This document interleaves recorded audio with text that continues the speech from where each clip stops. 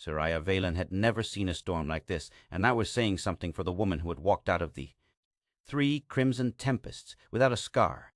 The sky above the wasteland had split into a swirling wound of flesh-colored clouds. Streaked with tendrils of red lightning, the air reeked of rot and burning metal, a cocktail that made the inside of her mask stink with every breath. Yet she kept both hands locked around the rusted handles of the metal chest wedged deep inside the ribcage of the Colossus Prime. The Titan's skeleton jutted from the sand like the ruins of a cathedral, colossal and half-buried, its hollow socket staring into the boiling storm. Somewhere inside that chest, she believed, was the map to Eden. She had chased rumors for years, traded her blood, her strength, and nearly her sanity, but never had the truth felt this close. The cyclone roared, a vortex of razor grit and corrosive spores, shredding anything caught in its path. Her boots sank ankle-deep into the slurry of sand and liquefied flesh. Every muscle screamed as she pulled against the chest's stubborn weight, knowing that any second could be her last. Then it happened. A lance of crimson lightning cracked down from the bleeding clouds, striking the chest squarely. The metal shrieked as it split apart, a spray of molten shards hissing into the storm. The impact flared with a blinding light that surged down through the Colossus Prime's bones. Soraya's breath caught as the skeletal remains vibrated under her hands. A sound too deep for the ears, too heavy for the wind, rolled through her skull like an avalanche. Kikakim vau hai kitika ta, chu lu ninging dung nung. The voice wasn't a sound at all, but a presence, vast and ancient, pressing into her mind. She staggered back, almost losing her footing on the slick bones. "What the hell?" Her words were swallowed by the cyclone's howl. The ground shook. One of the massive ribs shifted, groaning like the hinge of a tomb door. A shock wave of heat rippled from the bones, blasting the taste of copper into her mouth. The wind surged again, screaming around her as if the storm itself wanted to rip her apart for what she'd awakened. The gust hit hard enough to tear her breathing mask from her face. It spun away into the storm, gone in an instant. The first lungful of open air burned like acid. She doubled over, coughing, vision flashing with black spots. The toxins worked fast. Already her limbs felt heavy, her thoughts sluggish.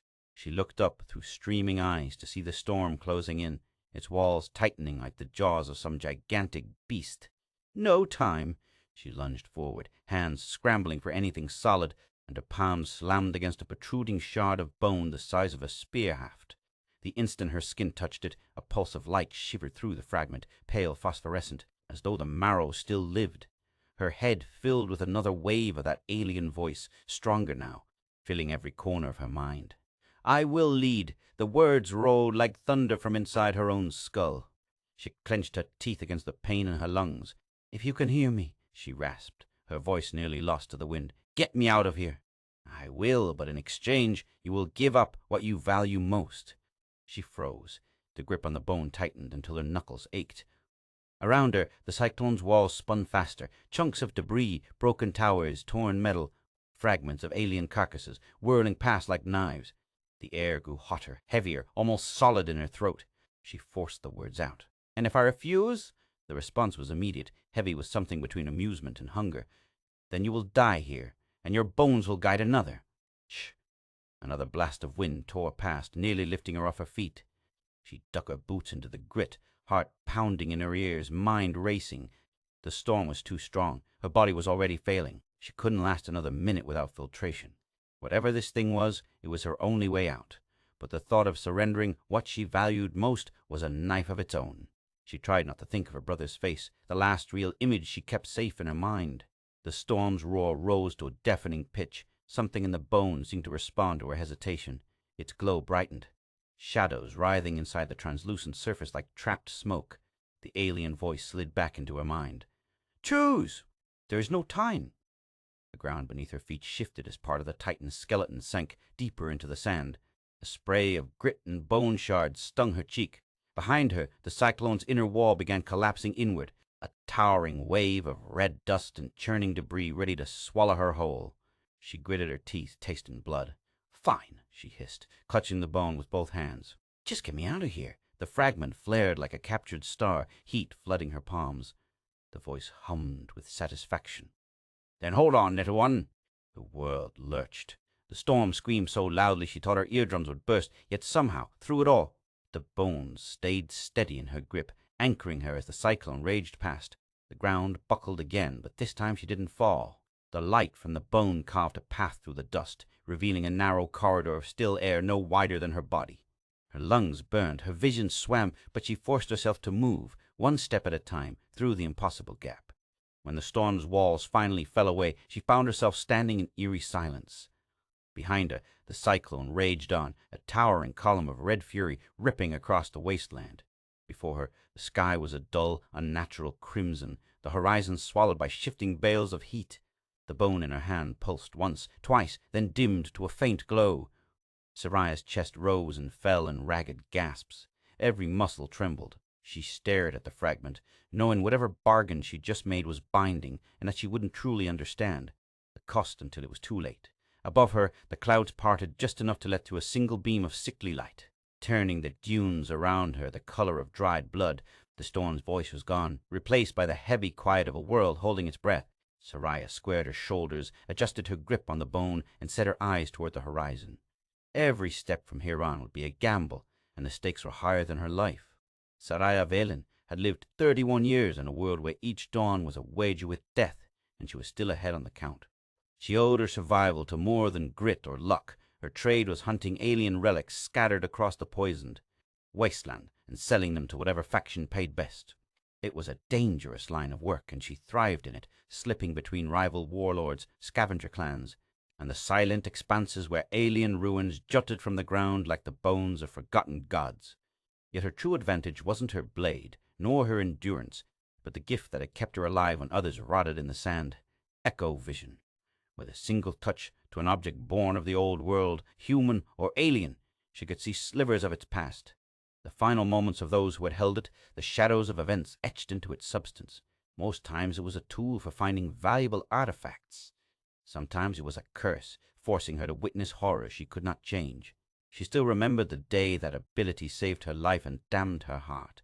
Years ago, the Skarn Reavers descended on her settlement, hulking, insectoid predators that cut through flesh and steel alike. In the chaos, she saw her mother pulled into the sand by a hooked claw, her father torn down under a hail of mandibles. A younger brother, barely 12, tried to run to her. She was a dozen steps away when a Reaver slammed into him. The vision froze in her mind, and no matter how far she ran afterward, it followed. She had sworn then to never risk her life chasing legends. In the wasteland, truth was already cruel enough. That oath had held for years, until the day her comm unit crackled with a dying man's voice. The transmission was from Jareth Kor, the commander of a mercenary crew she had worked with once.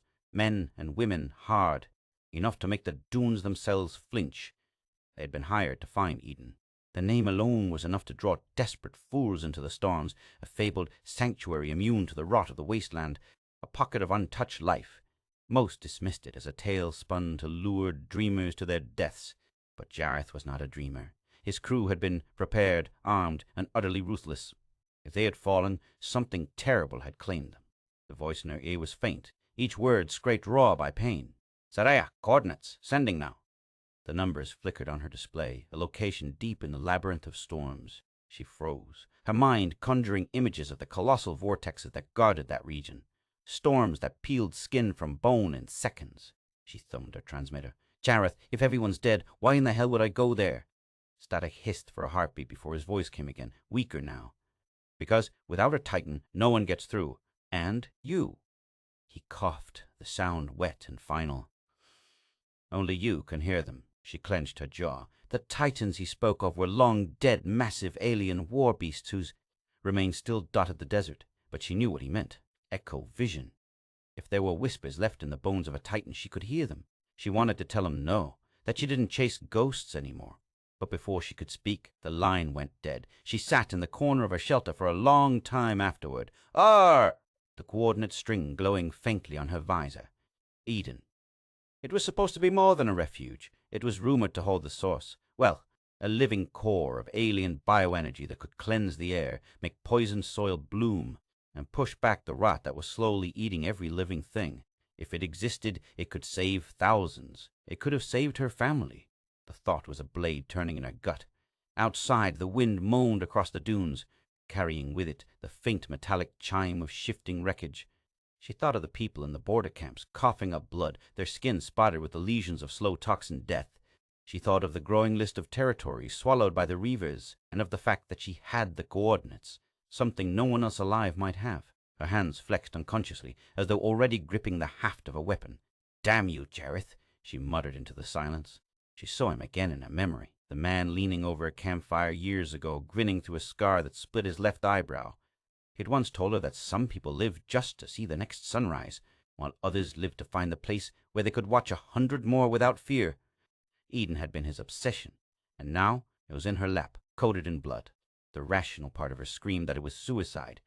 The labyrinth was not just storms, it was a gauntlet of creatures evolved to hunt in the chaos sand serpents that sensed heartbeats, spores that chewed through memory, flesh crows that could strip a man to bone in 30 seconds. Without a Titan spirit to guide her, there was no path through. And to awaken such a spirit meant bargaining with something alien enough to see human lives as tools.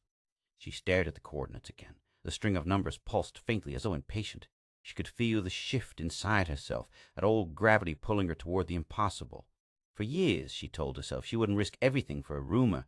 Now, she realized, it wasn't the rumor she was chasing. It was the chance to stop running from the ghost she carried.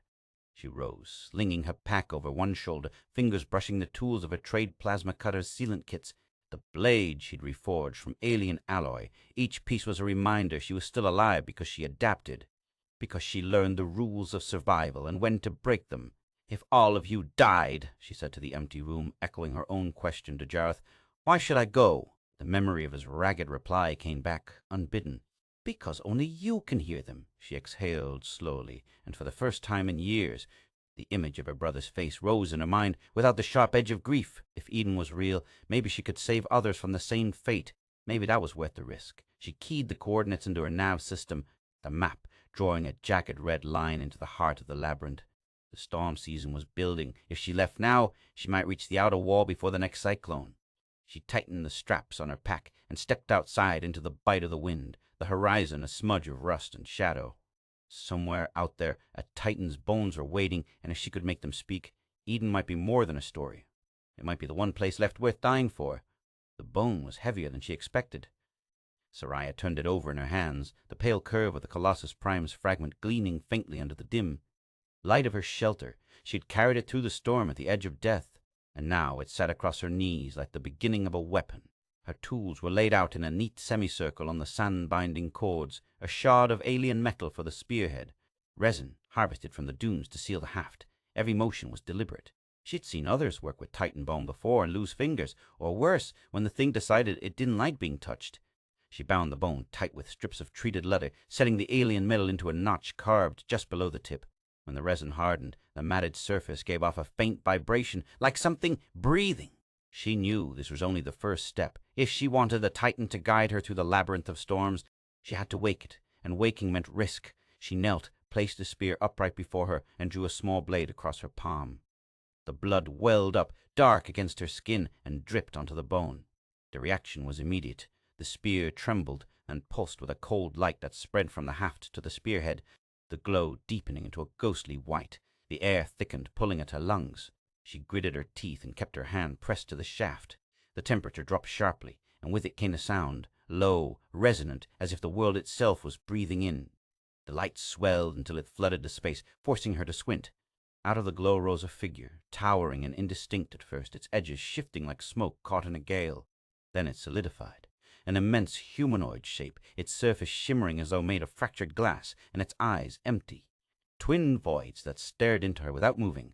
The voice hit her mind, not her ears, a deep, cold current. The labyrinth of storms will tear the flesh from the weak, or tear the memory from the strong. Soraya swallowed hard. She'd known the Titan would speak, but hearing it was like being submerged under an ocean of thought, not her own. She steadied her breathing. "I need to reach Eden," she said, forcing her voice to stay level. The Titan tilted its head slightly, the motion slow and deliberate. "Eden, the living heart, the source. Well, few seek it. None return." "I'm not here for warnings," she replied. "I need a path." The light around the figure shifted, dimming to a steady glow. The voice came again, colder this time. "A path has a cost. For me to lead, you will give me your first memory." She felt her stomach knot. "First memory? The one that anchors you?" "The root of the self. The beginning of your story." She knew immediately what it meant. her brother's face, the only image she had left from before the Reavers came. She saw it now, bright and clear, him laughing by the water barrel, hair wind-tossed, eyes sharp like her father's. It was the one thing the Wasteland hadn't stolen from her. "You want me to forget him?" Her voice cracked. The Titan's head inclined. "I will take the image, the sound, the warmth. You will not know you ever had a brother." Rage flared in her chest. "You're asking me to give up the reason I'm still alive." "I am offering you the chance to stay alive at all," it replied, and though its tone did not change, she felt the weight of its certainty. The wind outside picked up, rattling the shelter's walls. Sand hissed against the metal panels. Soraya's pulse thudded in her ears. "You want me to walk into the most dangerous place left in this world without remembering why I'd risk it?" she said, voice sharp now. "The labyrinth will not care for your reasons. It will care only for your strength. Memories can make you strong, or they can make you hesitate." She clenched the spear tighter. "If I give you this, I won't be the same." "No one who enters the labyrinth leaves the same," the Titan said. The silence that followed was worse than the voice.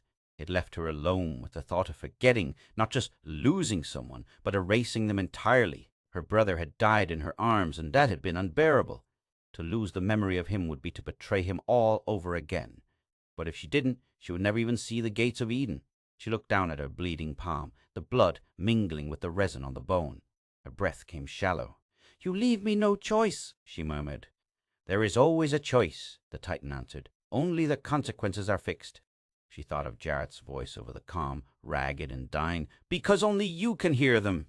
She thought of the camp choking on poison air, of the spreading dead zones. She closed her eyes, locking the image of her brother's face in her mind one last time, tracing every line, every flicker of expression. Then she opened them. "Do it," she said. The Titan moved. Its hand, if it could be called that, descended, touching her forehead with something both searing hot and painfully cold. The light surged, blinding her, and for a heartbeat she felt herself split apart, part of her reaching desperately to hold on to the memory, the other torn away into the void.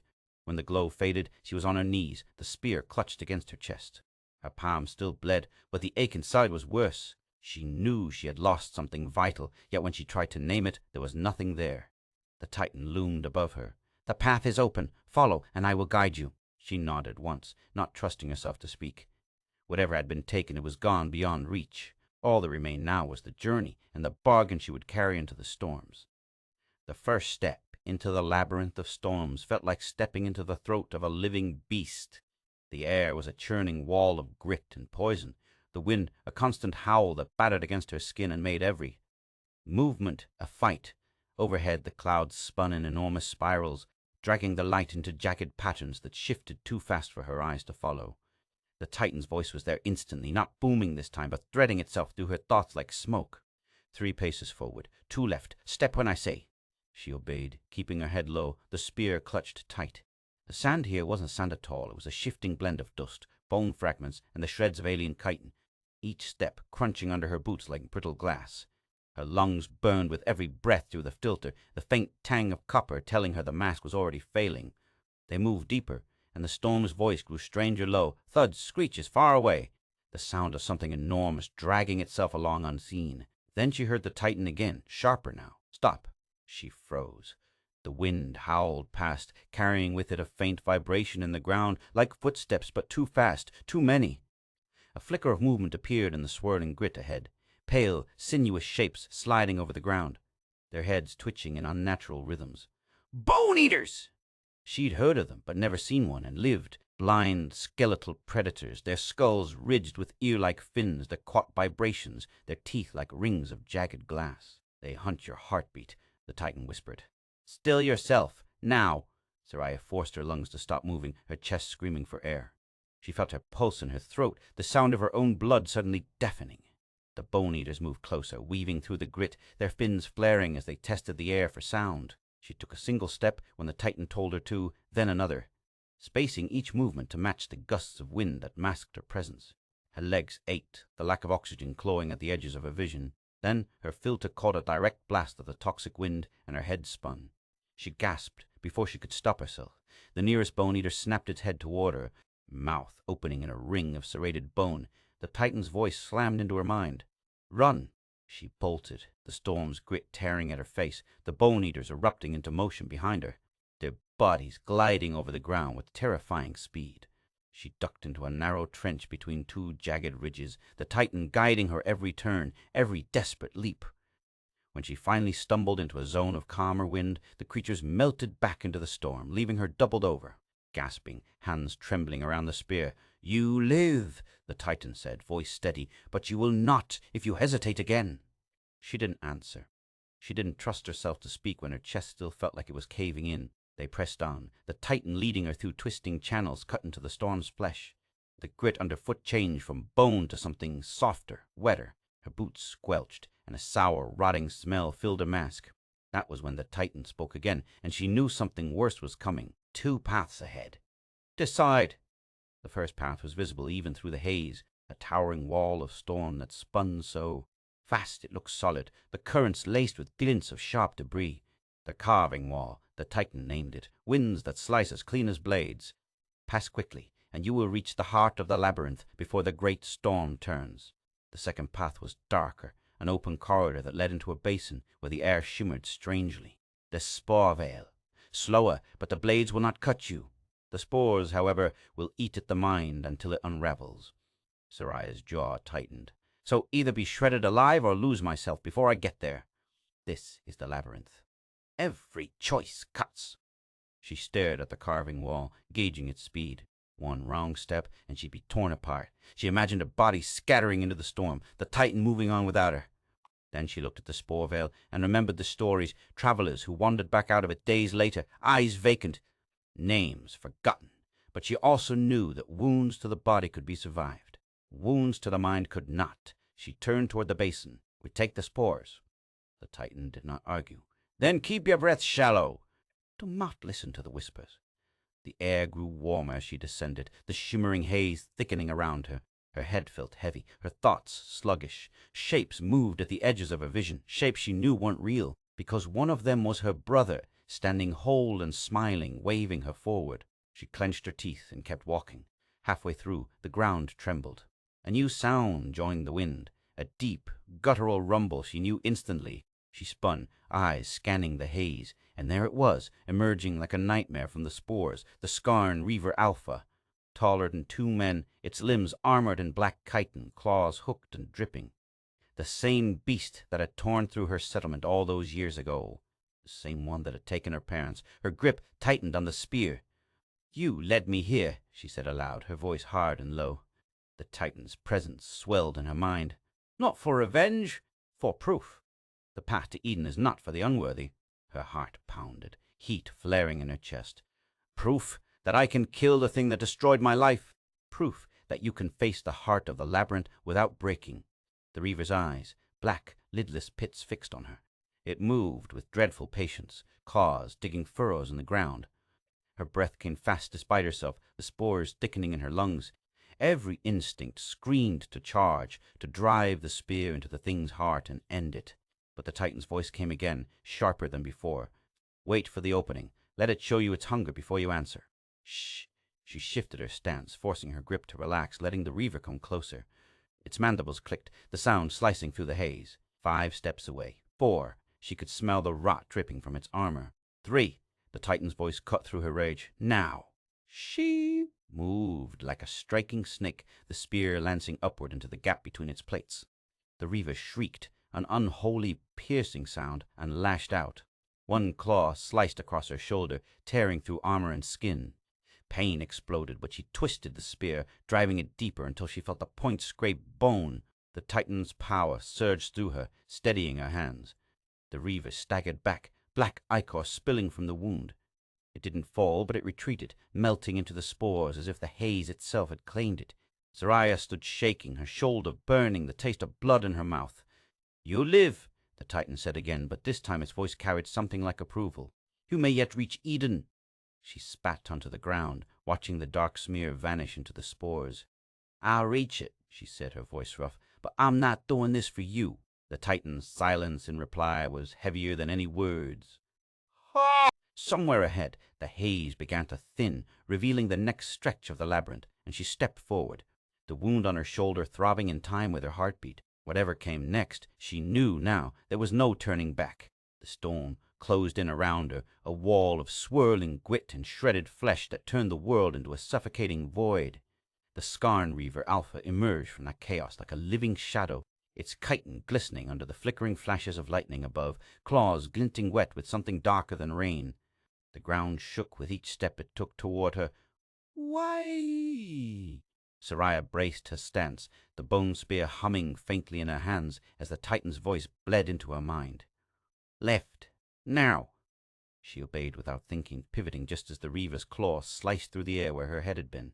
Her movements felt sharper, faster, the world slowing around her as the Titan slipped deeper into her body's control. Her legs moved before her mind caught up, weaving between strikes, the spear lashing out at angles she would never have thought possible. The impact of each blow reverberated through her bones, the alien strength guiding her arms with ruthless precision. The Alpha roared, a wet, grating sound, and lunged again. Duck, thrust, tear. She dropped to a knee, drove the spear upward, and felt it sink between armored plates. Black ichor sprayed, hot and metallic, against her cheek. For a moment, adrenaline surged. Then a sudden emptiness bloomed in her chest. Something was gone. She staggered, almost losing her grip. The Titan did not pause. Focus. Again. Her body spun, parried, struck, but her mind reeled. What was missing? She reached for the memory and found nothing, just a hollow space where the sound of her brother's voice should have been, the way he'd laughed, the way he'd called her name. It was gone. Panic flared, but the Titan pressed harder, its presence filling her skull until she couldn't tell where her thoughts ended and its commands began. The Alpha circled, slower now, wounded but not beaten. The storm around them intensified, winds screaming high enough to lift shards of bone and debris into the air like shrapnel. The grit stung her eyes, but her body moved flawlessly under the Titan's grip, striking with inhuman timing. Every time she yielded a little more control, the strikes grew stronger, cleaner, and every time another piece of her was torn away. She no longer remembered the color of her mother's eyes. She couldn't picture the house they'd lived in before the Reavers came. The Titan's voice deepened, steady and cold. You cannot win alone. Give me full control. I will take you to Eden before the storm seals all paths. She gritted her teeth, forcing herself to shove back against its control long enough to plant her feet. If I do that, there'll be nothing left of me. You will survive. Survive as what? She demanded, circling the Alpha. The beast's eyes locked on her, its mandibles opening wide as it hissed, the sound swallowed by the wind. Survival is victory. Nothing else matters. Her heart hammered, the storm pressing in on all sides. She could see the truth of the Titan's words and the Alpha's stance. This was not an enemy she could outlast, not with the storm's outer wall collapsing inward. But if she gave the Titan full control, she would become nothing more than a shell carrying alien will. She'd already lost her brother's voice. How much more would be stripped away before she was no longer Soraya? The Alpha lunged, claws raised to cleave her in two. She parried by instinct, the spear sliding against its armored limb in a shower of sparks. The Titan shoved harder into her mind, seizing the opening to drive her forward into a brutal counterstrike. The spearhead pierced deep into the joint of the creature's shoulder, and it shrieked again, retreating only to circle for another attack. Lightning ripped through the sky, illuminating the storm in jagged flashes. She caught glimpses of the narrowing corridor of visibility around them, the exit path closing with each passing second. The Titan's voice was relentless. Decide now! Live or die!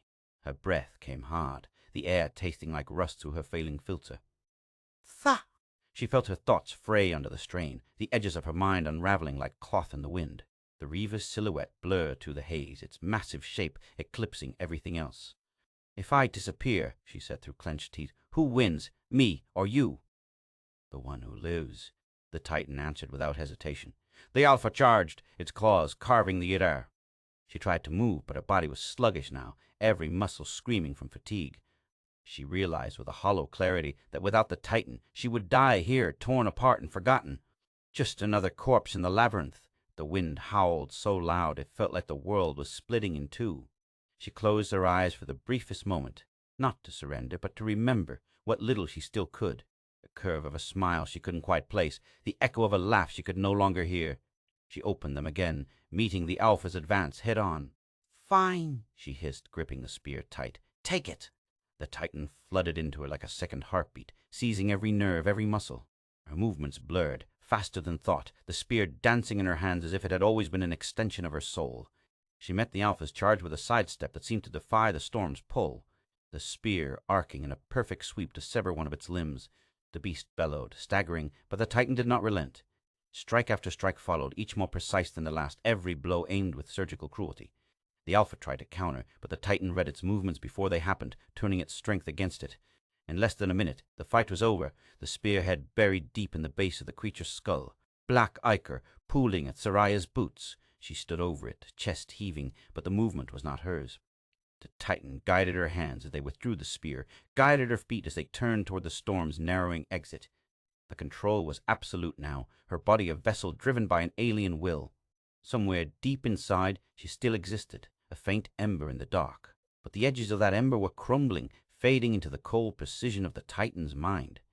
The storm roared around them, but the path forward was clear, lit by the faint pulse of the spear's bone. The Titan's voice was calm, almost satisfied. "We go to Eden." Pask and Soraya, hidden within herself, could only hold on to the fragments of who she had been, praying they would last until she saw it. The Titan's presence loomed heavy in her mind, its will pressed against hers like a hand gripping the back of her neck. Soraya's voice cut through the wind, steady despite the blood in her mouth. "When we reach Eden," she said, "you'll give me back the memory of my brother." Titan didn't answer right away. In the space between heartbeats, the storm's roar filled the silence, and she wondered if it was considering the request or simply ignoring her. Then, slowly, the great head inclined. "Agreed." With that, the Titan surged forward, taking her body entirely. Her legs moved with inhuman speed, closing the distance to the wounded Alpha before it could regroup. The spear drove upward in a perfect, unbroken motion, the bone haft humming with the Titan's own power. The point punched through chitin, through muscle, through the skull itself, until it burst out the other side. The Alpha's scream died halfway in its throat, and its massive frame went limp. The Titan yanked the weapon free without hesitation, black ichor spilling across the storm-lashed ground. One enemy ended, and the path lay open. The storm still raged, but under the Titan's control. She moved through it, as though the world bent to make way. The labyrinth's walls of grit and bone seemed to pull back, currents of wind shifting around them instead of into them.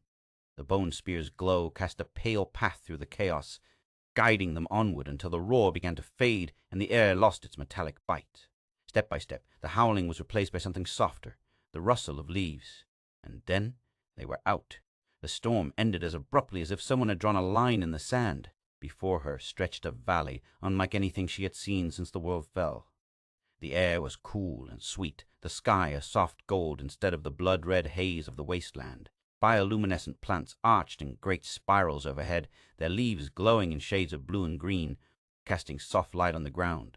Pools of clear water mirrored the strange canopy, and the wind carried the scent of earth untouched by poison. Eden!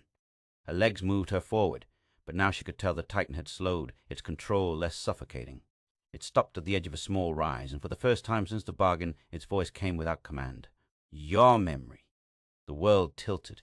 Her knees weakened, and a sharp, cold sensation drilled into the center of her mind. The hollow space that had been there since the second trial began to fill, not all at once, but in pieces. A flicker of brown hair, the angle of a smile, fingers tugging at her sleeve. She heard his voice, thin at first, distorted, as if it came through a cracked radio. "Soraya," her breath caught. It was him, but wrong. The sound wavered, dipping in and out of clarity, and when she tried to hold it, it slipped like water through her fingers.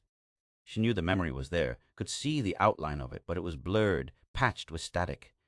Tears stung her eyes, not from grief alone, but from the truth of the Titan's warning. Some things, once taken, could never be given back whole. She gripped the spear, grounding herself in the present. "You kept your word," she said, voice low, "but you knew it would never be the same." "Nothing survives. The labyrinth unchanged," the Titan replied. She turned her gaze to the valley below. The beauty of it was undeniable, but so was the weight in her chest. Eden wasn't untouched. She could see signs even here. Plants bent in unnatural patterns, the faint shimmer of something moving where it shouldn't be. Beyond the nearest pool, the ground dipped into a shadow that looked too deep for the light around it. "This place," she murmured, "isn't safe, is it?" "No sanctuary is safe forever," the Titan said. "Others will come, some like you, some worse." She could almost hear the distant echoes of alien chittering in the back of her skull, the memory of reavers and storms pressing at the edges of her awareness. If she left Eden undefended, it would fall, just as every other haven had. The realization settled over her like a second skin. Reaching Eden had never been the true end. It was the opening move in a longer fight, one she hadn't planned for, one she couldn't ignore. She had survived the storms, the Bone Eaters, the Alpha, and the Titan's bargain, but survival here would demand more. Eden was alive, but that meant it could be killed. She tightened her grip on the spear. "Then we hold it," she said. "We make it something worth keeping." The Titan's presence shifted, less dominating now, but not gone. "We?" it asked, the word carrying an edge of curiosity. "You still need a vessel," she answered. "I still need a guide. Until Eden is safe, our bargain stands." For a long moment the Titan said nothing. Then the faint pulse of the spear deepened, as if in agreement. She stepped down into the valley, the cool grass bending under her boots, the glow of the plants painting her skin in ghostly hues. Above them, the sky shimmered with unfamiliar constellations, and somewhere beyond the hills, something moved in the shadows. Soraya didn't look back at the storm. Whatever waited in the wasteland could come later. Right now, she had a sanctuary to defend, and a war she hadn't chosen, but one she was already part of. They called her the Bone Spear long before she ever heard the name herself. It started in whispers, carried by scavenger caravans and smuggler runners who claimed to have seen a lone woman step out of the labyrinth of storms alive, the bone weapon in her hand glowing faintly like it still remembered the Titan it had come from. Those who told the tale spoke of her battle against the Skarn Riva Alpha, of how she crossed the storm's walls where no sane person would go, and of the bargain she struck with a dead giant's spirit to find a place no one had reached in generations. They didn't speak of the price because they didn't know it. That part of the story belonged only to Soraya. In every retelling, the details shifted. In one version, she slew the Alpha without a scratch. In another, she faced a dozen Bone Eaters alone. In some, Eden was a city of glass towers. In others, a garden under an alien sky. The truth was quieter and heavier. Eden was real. It was beautiful, and it was fragile. She had reached it, not as a conqueror, but as someone hollowed out, holding on to the last pieces of herself. The memory of her brother's face was back, but wrong, like an old recording warped with time. She could see his eyes, but they didn't shine the way they had. She could hear his voice, but it came with a tremor, as if spoken from a great distance. And every time she touched that memory, she felt the edges fray, as though it could vanish again if she lingered too long. That was the cost. The Wasteland didn't care about glory. The Labyrinth didn't care about intentions. Even the Titan hadn't cared. Not really. It had simply made a trade, and she had agreed to it. In the nights that followed her arrival in Eden, when the valley lay quiet under its bioluminescent canopy, she thought about the bargain more than she thought about the dangers outside. She had gained something no one else in the Wasteland possessed, a map to safety, a foothold in a place where life could thrive again. But she had lost something that no amount of victories could restore. She knew the lesson, even if she didn't want to admit it. Every victory came with a shadow. The stronger the victory, the darker the shadow it cast. Among the settlers who would one day follow her path, her name became a warning as much as a legend. They told their children, "Remember the Bone Spear's choice. She walked out with life, but not all of herself." Some said it was bravery. Others said it was desperation. She knew it was both. She never corrected them. The Titan's voice still lingered, though it no longer held her body. Sometimes it spoke in riddles, sometimes in blunt truths. One night, when she asked why it had agreed to her condition at all, it answered, "Because you would have walked into death without it, and I needed you to live." The line between partnership and survival was always thin. She sharpened her spear often, not because she expected an attack, but because the act of keeping it ready reminded her she had work to do. Eden wouldn't defend itself. The labyrinth would always be there, storms waiting to strip the unwary down to bone. And the aliens that haunted the wasteland would eventually discover what lay beyond it. Her victory hadn't ended the fight. It had only changed where the front lines were drawn. The lesson she carried from the labyrinth was one she knew others would ignore until they were forced to learn it for themselves. Strength isn't about holding on to everything. It's about knowing what you can lose and still live with yourself afterward. She had gone into the storm thinking she could keep her reason for fighting untouched. That willpower could protect her from any bargain's cost. She had been wrong. The cost came due anyway, and she had paid it because the alternative was death, and because, in that moment, she believed survival mattered more. Would she make the same choice again? She didn't know. Maybe the real question wasn't whether she would, but whether she could, if the memory had been just a little sharper, the voice just a little clearer. In the end, she understood that was the trap of the labyrinth. It didn't just test your body. It measured what you were willing to give up, then made you decide if you were still yourself afterward. That was the truth she wanted people to hear when they spoke her name, not the number of enemies she had killed or the storm she had walked through, but the truth that there is no such thing as a clean victory. And so, when the first settler she led to Eden asked her what the journey had taught her, she told them this: Power is not for holding everything, it's for choosing what's worth holding. If winning forces you to lose yourself, make sure what remains is worth living for. They didn't all understand it. Some nodded like they did, some smiled and went back to building shelters. But she knew the meaning would reach them eventually, because the Wasteland had a way of teaching that lesson, whether you wanted it or not. And maybe that was why her story lasted. It wasn't because she had survived the labyrinth or found Eden. It was because she had done it knowing the victory would never be complete, and still walked forward. Somewhere in the telling, the question became part of the legend. If saving the world meant erasing the memory that makes you who you are, would you do it? She had answered once. She didn't know if she could again. "Oh!"